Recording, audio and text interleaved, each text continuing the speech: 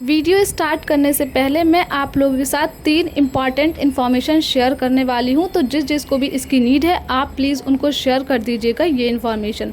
तो पहला तो ये कि जामिया डिप्लोमा इंजीनियरिंग के एडमिट कार्ड आउट हो चुके हैं, और सेकंड ये कि जामिया स्कूल एप्लीकेशन फॉर्म की आज लास्ट डेट है, और जिस किसी के भी फॉर्म रह गए हैं प्लीज़ वो जल्दी जल्दी फॉर्म अप्लाई कर लें, क्योंकि सिर्फ आप लोगों के पास आज का ही दिन है। और लास्ट ये कि आज नीट यूजी की भी लास्ट डेट है एप्लीकेशन फॉर्म की, तो आप अप्लाई कर सकते हैं। Hello everyone, welcome to my channel. और आज हम बात करने वाले हैं कि बीए एलएलबी का जो इंग्लिश वाला पोर्शन है वो कहाँ से आ रहा है। तो आज हम इस वीडियो में आपको बताएंगे कि जो बीए एलएलबी का इंग्लिश वाला पोर्शन है वो हमें कहाँ से कवर अप करना है और कैसे पढ़ना है, क्योंकि जो इंग्लिश है इसमें काफ़ी ज़्यादा वेटेज है, और वो वेटेज है 40 मार्क्स का। तो 40 मार्क्स कुछ कम नहीं होते, 40 मार्क्स ही आपके डिसाइड करते हैं कि आप आगे जाने वाले हैं कि आप नहीं जाने वाले हैं। तो आपको इस इंग्लिश को बहुत अच्छे से कवर अप करना है, ताकि जो इंग्लिश है वही आपको पासिंग कराने में आपको बहुत ज़्यादा आसानी करे। लेकिन अब ये सवाल ये है कि हम इंग्लिश कहाँ से कवर अप करें, क्योंकि इंग्लिश का सिलेबस ही ऐसा है। इंग्लिश में सिनोनिम एंटोनिम्स आ रहे हैं, वोकेबलरी आ रही है, ऐसे ऐसे वर्ड्स आ जाते हैं, हमें समझ ही नहीं आता कि वे कहाँ से आ रहे हैं। तो देखिए, ये बात तो सच है कि वोकेबलरी इतनी ज़्यादा वास्ट है कि हमें उसका थोड़ा लगता ही है कि हम कहाँ से करें। इतनी ज़्यादा वोकेबलरी है, वहाँ गूगल खोलो या उसमें यूट्यूब खोलो तो वोकेबलरी से भरे हुए हैं लेक्चर। लेकिन बात ये आती है कि हमें पढ़ना कौन सी वाली है। वोकेबलरी तो बेतहाशा बेइंतहा है, आप गूगल खोलो, आप यूट्यूब खोलो, आप कोई सी भी बुक ले लो, लेकिन हमें इतनी ज़्यादा वोकेबलरी नहीं पढ़नी है। हमें कुछ चुनिंदा जो वोकेबलरी है जो इसके लिए बेनिफिशियल रहेगी, हमें सिर्फ वो पढ़नी है। मैं ये नहीं कहती कि 100% आपकी यही वोकेबलरी आएगी, मैं ये नहीं कहती कि 90% यही वोकेबलरी आएगी, लेकिन हमें किसी भी मंजिल में पहुंचने का एक ट्रैक होता है, तो हमें उसी ट्रैक पर चलकर जाना होता है। अब ऐसा नहीं है ना कि आप भटक जाएंगे यहाँ से वहाँ, आप पढ़े जा रहे हैं, वोकेबलरी पढ़े जा रहे हैं, लेकिन उसमें से एक भी नहीं आई, तो इतना सारा पढ़ने का कोई फ़ायदा नहीं हुआ ना।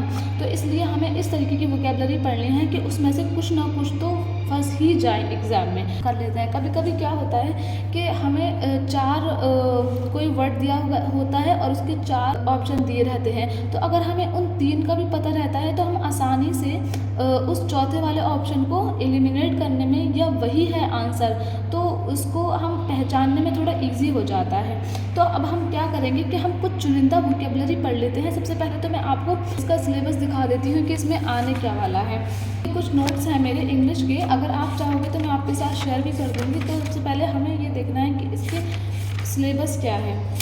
तो आ जाते हैं सबसे पहले सिलेबस पे। सिलेबस में सबसे पहले तो आपका आ जाता है डिस्क्रिप्टिव वाला पार्ट, यानी कि सेंटेंस। सेंटेंस में क्या आ जाता है, टेंस आ जाता है, कंडीशनल सेंटेंस आ जाते हैं, वॉइस आ जाती है, नरेशन, क्वेश्चन टैग, मॉडल्स और सब्जेक्ट वर्ब एग्रीमेंट। उसके बाद में हमारा फंक्शन वाला आ जाता है। इसको मैंने 3 पार्ट्स में डिवाइड किया है, इस सिलेबस को मैंने 3 पार्ट्स में डिवाइड किया है। सबसे पहला था आपका डिस्क्रिप्टिव वाला पार्ट, जिसमें tense, conditional sentence, voice, narrative, narration, question tag, modal और सब्जेक्ट वर्ब एग्रीमेंट आ गया। उसके बाद में है दूसरा है फंक्शनल वाला। फंक्शनल में क्या है, पार्ट्स ऑफ स्पीच है, जैसे कि नाउन है, प्रोनाउन है, वर्ब है, adjective, conjunction, preposition and interjection. उसके बाद में आता है हमारा वोकेबलरी वाला पार्ट। वोकेबलरी में क्या है, वर्ड मीनिंग है, सिनोनिम एंटोनिम्स है, वन वर्ड सब्स्टिट्यूशन है, इडियम्स एंड फ्रेजेस हैं, फ्रेजल वर्ब्स हैं, स्पेलिंग मिस्टेक्स हैं। उसके बाद में आता है हमारा कंप्रहेंशन वाला पार्ट। लेकिन हमारे तो इसमें पैसेज वगैरह तो आता नहीं है, लेकिन बहुत कम चांसेस रहते हैं। बट कभी कभी सेंटेंस अरेंजमेंट का आ जाता है या पैरा जंबल आ जाता है। ये जो बीए ऑनर्स है उसमें सेंटेंस अरेंजमेंट का पूछ लेता है या पैरा जंबल का पूछ लेता है। तो उसके अलावा बुक्स एंड ऑथर्स हैं, legal English, magazines, foreign words, spot the error. ये अपना जो ये वाला पार्ट है, जो ग्रामर वाला पार्ट है, जैसे कि हमारा डिस्क्रिप्टिव है, tense, conditional sentence, voice, narration, question tag, modal, subject verb agreement. तो इसमें क्या कर सकते हैं हम, टेंस से तो क्वेश्चन आता ही आता है। उसके अलावा कंडीशनल सेंटेंस है, वॉइस है, नरेशन। तो अगर हम अपनी ग्रामर भी अच्छी कर लेते हैं, अगर हम अपना ग्रामर वाला पार्ट भी अच्छा कर लेते हैं, हमारी वोकेबलरी उतनी अच्छी नहीं है बट हम ग्रामर वाला पार्ट अच्छा कर लेते हैं, तो हमारी ग्रामर से भी काफ़ी ज़्यादा क्वेश्चन कवर अप हो जाते हैं। उसके अलावा अगर हम सिनोनिम एंटोनिम्स को भी अगर इधर उधर ना भाग के, चारों डायरेक्शन में ना भाग के किसी एक डायरेक्शन को पकड़ते हैं, और वो वैलिड डायरेक्शन होना चाहिए, वो रीजनेबल डायरेक्शन होना चाहिए। ऐसा नहीं है कि आप इधर भी भाग रहे हैं, आप गूगल पे से भी पढ़ रहे हैं, आप यूट्यूब से भी पढ़ रहे हैं, आप कोई बुक को भी देख रहे हैं, तो आप ऐसा करिए ना कि इतने चारों डायरेक्शन में ना भाग कर आप एक ही डायरेक्शन में चलिए। वैलिड होना चाहिए, रीजनेबल होना चाहिए, सही ट्रैक होना चाहिए, आप उसी को ही बार बार पढ़िए, आप एक ही को बार बार पढ़िए। अगर हम इतने सारे पढ़ेंगे तो जाहिर है हम इतनी सारी तो हमारा दिमाग कैप्चर नहीं कर पाएगा ना, हम इतना मेमोरी में फिट नहीं कर सकते जितना आप करने की कोशिश कर रहे हैं कि वर्ड मीनिंग ये कहाँ से, फ्रेजल वर्ब कहाँ से स्टार्ट करें, तो इतना आप नहीं कर पाएंगे। तो आप रीजनेबल पढ़िए, थोड़ा पढ़िए और रेलिवेंट पढ़िए, और एक ही ट्रैक पर, लेकिन वो ट्रैक सही होना चाहिए, सही डायरेक्शन में होना चाहिए, और उस जो भी आप वोकेबलरी पढ़ें वो रेलिवेंट होना चाहिए, हमारे इंट्रेंस से रिलेटेड होना चाहिए। तो इसके लिए मैंने क्या किया है, PYQ का पूरा एनालिसिस किया था जब मैंने तैयारी की थी, कि कुछ चुनिंदा वर्ड्स तो ऐसे हैं जो बार बार रिपीट होते हैं, जैसे लवर ऑफ बुक्स, ठीक है। अभी लास्ट ईयर क्वेश्चन आया था, lover of books is called bibliophile, तो इस चीज़ के लवर को क्या कहते हैं, उस चीज़ के लवर को क्या कहते हैं। तो इस टाइप से तो क्वेश्चन मतलब आता ही आता है। जैसे इस टाइप से अगर आप तैयारी करेंगे तो मुझे लगता है कि आप इंग्लिश को अच्छे से कवर कर पाएंगे। जैसे जब मैं तैयारी कर रही थी तो मुझे भी सबसे ज़्यादा परेशानी जो है इंग्लिश में आ रही थी, क्योंकि GS वाला पार्ट तो ऐसा है कि हमें पता है कि अरिहंत को पढ़ना है, इन टॉपिक्स को पढ़ना है। अगर मान लीजिए कोई प्रेसिडेंट है या वाइस प्रेसिडेंट वाला टॉपिक है, या इलेक्शन कमीशन है, या कोई भी टॉपिक है, तो हमें पता है कि हमें इलेक्शन कमीशन के बारे में कुछ ना ही दे रखा है और हमें इतने को ही पढ़ना है। इसके अलावा टॉपिक से सिर्फ 4-5 ही क्वेश्चन बन सकते हैं GS में, लेकिन हमें यहाँ पर हमें पता ही नहीं कि वोकेबलरी आने कहाँ से वाली है, हमें पता ही नहीं है कि एंटोनिम कहाँ से पूछे जाने वाले हैं। और ये मैं गारंटी के साथ कह सकती हूँ, अगर कोई आपको कह रहा है कि वो 100% यहीं से ही आएगा, वहीं से ही पढ़ लो, तो ऐसा कोई भी नहीं है। किसी के ताया या किसी की चाचा पेपर नहीं बना रहे हैं, तो ऐसा कोई नहीं बोल सकता। ना ही मैं बोल रही हूँ कि मेरा पढ़िए आप और 100% आएगा। मैं कहती हूँ कि 60% हो सकता है कि यहीं से ही आ जाए, आपके क्वेश्चंस फंस जाएं, या आप एलिमिनेट वाला करेंगे, जैसे कि 4 ऑप्शन दे रखे होते हैं, 4 ऑप्शन दे रखे हैं, तो आपको अगर इन 3 के भी मीनिंग पता होंगे और आपको इन 2 के भी मीनिंग पता होंगे, तो आप 2 को एलिमिनेट करके आप इन 2 50-50 चांसेस रह जाएंगे, तो आप इन दोनों में से एक हो सकता है कि आप सही कर दें, या 3 के आपको मीनिंग पता होंगे तो हो सकता है ये तीनों को आप एलिमिनेट करके और ये आपका आंसर हो जाए। तो ऐसे करके आप कर सकते हैं। सबसे पहले एक बार हम अपने पेपर पर नज़र डाल लेते हैं कि हमारे पेपर में किस टाइप के क्वेश्चंस आए थे। तो ये मैंने फिर से लिया है AMU BA LLB 2022 का पेपर है, और ये आप देख सकते हैं। तो ये है क्वेश्चन पेपर सीरीज़ A।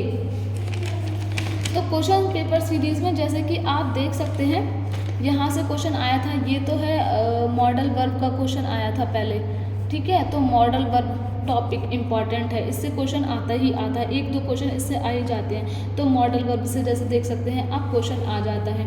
उसके बाद में आपका टेंस से क्वेश्चन रहते हैं, आपकी सेंटेंस फॉर्मेशन से क्वेश्चन रहते हैं, जैसे कि आप देख सकते हैं। अब इसमें हमारा सेंटेंस फॉर्मेशन हमें आना चाहिए अच्छे से।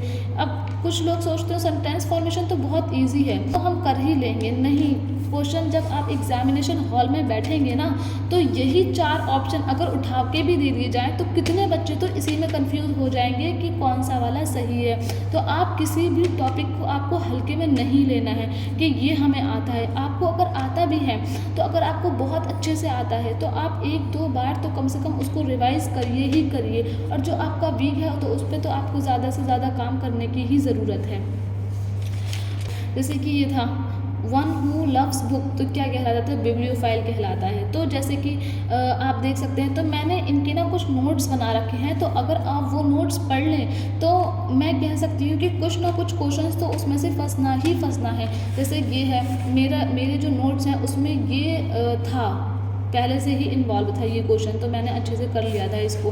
उसके अलावा जैसे आप देख सकते हैं, ये क्वेश्चन जो है वो टेंस से भी कह सकते हो और सेंटेंस का भी क्वेश्चन कह सकते हो। तो इसके लिए आपको टेंस भी अच्छे से आना चाहिए और आपको सेंटेंस फॉर्मेशन भी आपका बहुत अच्छा होना चाहिए। अब कुछ लोग सोचते होंगे कि टेंस क्या है, टेंस तो बहुत ईजी है, हम आराम से कर लेंगे। लेकिन कभी कभी आप यकीन मानिए, आप जब एग्जामिनेशन हॉल में बैठेंगे तो आपको वो टेंस में ही कभी कभी कन्फ्यूज़न हो जाती है कि इसकी जगह ये था कि ये था, यहाँ पर हम फॉर लगाएं के सिंस लगाएं। तो इसी में ही छोटी छोटी चीज़ों में ही हमें कन्फ्यूज़न हो जाती है। तो इसलिए आप किसी भी चीज़ को आपको हल्के में नहीं लेना है, हर चीज़ को बार बार रिवीजन करना है। उसके बाद में आप देख सकते हैं जैसे कि हमारे और भी क्वेश्चन आए थे, जैसे कि जब आप BLLB की तैयारी कर रहे हैं तो आपका जैसे ये क्वेश्चन है, तो ये तो आपका लीगल वाले से आ गया, लीगल एप्टीट्यूड से क्वेश्चन आ गया। उसके बाद में आपका ये है तो लीगल मैगजीम से आ गया। अगर आपको लीगल मैगजीम्स भी चाहिए तो कुछ मेरे पास चुनिंदा लीगल मैगजीम्स हैं जो मैंने पढ़े थे, और अगर लीगल मैगजीम्स आया तो उससे बचकर नहीं जा सकता। 90% चांसेस है कि लीगल मैगजीम्स अगर आएगा तो वहीं से ही आएगा। मेरे पास जो है जितने भी मैंने लीगल मैगजीम्स पढ़े थे, जो मेरे पास लगभग 100 और 150 हैं, तो वहाँ से एक भी क्वेश्चन, मतलब आप समझिए कि अगर इसमें 6 क्वेश्चन भी आए हैं तो 5 तो ऐसे थे जो मैंने कर ही दिए थे। तो लीगल मैगजीम्स तो आपका उससे बच के नहीं जा सकता। उसके बाद में ऐसा नहीं होता है कि हमें सारे लीगल मैगजीम्स पढ़ना होते हैं। अगर अभी सारा पढ़ लोगे तो फिर लॉ में जाने के बाद आप क्या ही पढ़ेंगे, खुद ही सोचिए।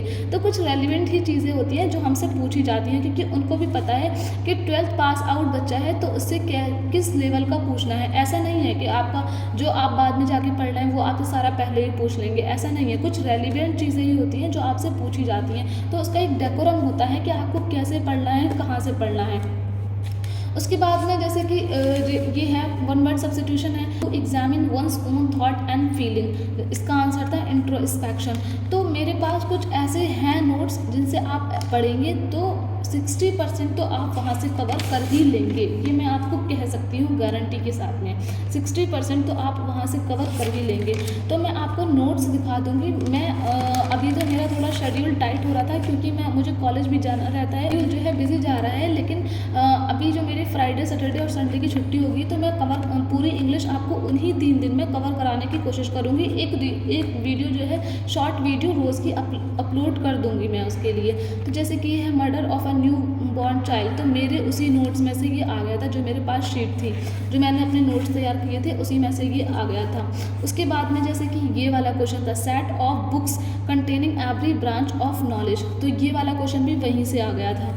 तो अगर आप पढ़ेंगे तो 60% तो मैं कह ही सकती हूँ कि वहाँ से आ ही जाएगा। उसके बाद में ये वाला है प्रोपोजिशन, कंजक्शन, इंटरजेक्शन, इनको भी अच्छे से पढ़ना है ताकि हमारा ये छोटे छोटे जितने भी टॉपिक्स हैं इनसे कोई क्वेश्चन नहीं छूटना चाहिए। क्योंकि वोकेबलरी और सिनोनिम एंटोनिम्स तो ऐसे हैं कि उनकी गारंटी तो कोई ले ही नहीं सकता, क्योंकि वो तो किसी से भी पता नहीं होते हैं किसी को भी कि वो कहाँ से आने वाले हैं। बस हम इतना कर सकते हैं कि जितना हो सकता है कि हम रेलिवेंट पढ़ सकते हैं, अपने एक ही डायरेक्शन में चल के उसी को बार बार रिवाइज कर सकते हैं, बस हम इतना कर सकते हैं। बाकी ग्रामर वाला पोर्शन तो लिमिटेड ही होता है। जैसे टेंस है तो प्रेजेंट टेंस मान लो, तो इसमें 4 कैटेगरी होती है, तो कोई भी एग्जामिनर आपको 5वीं कैटेगरी नहीं दे सकता, कोई भी नहीं दे सकता। 4 कैटेगरी है कि प्रेजेंट टेंस है, प्रेजेंट कंटिन्यूस है, प्रेजेंट परफेक्ट है, प्रेजेंट परफेक्ट कंटिन्यूस है, इसके 4 टाइप्स हैं।